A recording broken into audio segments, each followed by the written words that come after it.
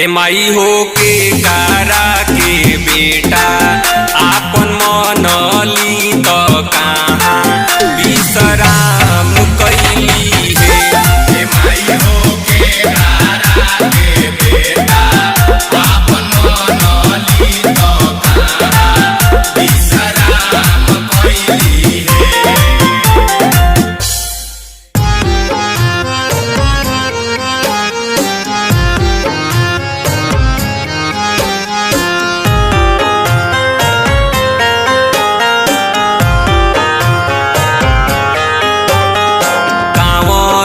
से आईली भवानी मैया कलकत्ता में धाम कैली है।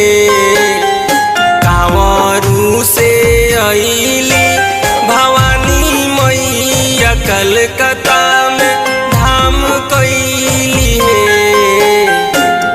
ए माई हो परमहंस के बेटा आपन मनली तो थावे विश्राम कैली है।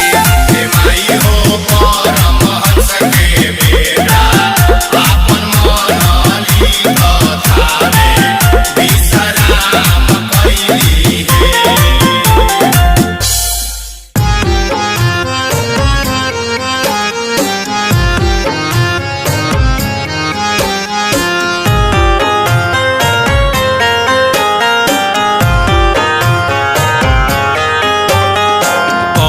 सेवका माई के बोलवले तके कर नाश कैली है।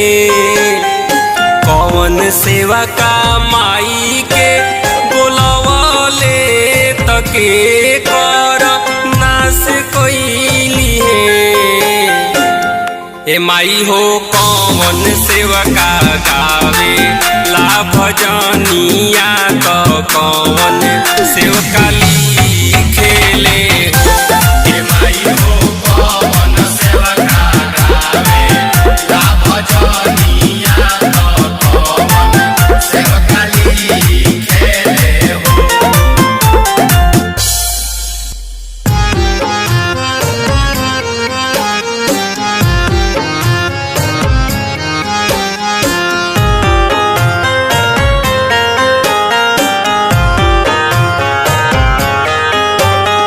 रहसु सेवका माई के बोलवले त मनन सिंह के नाश कैली है। रहसु सेवका माई के बोलवले त मनन सिंह के नाश कैली है।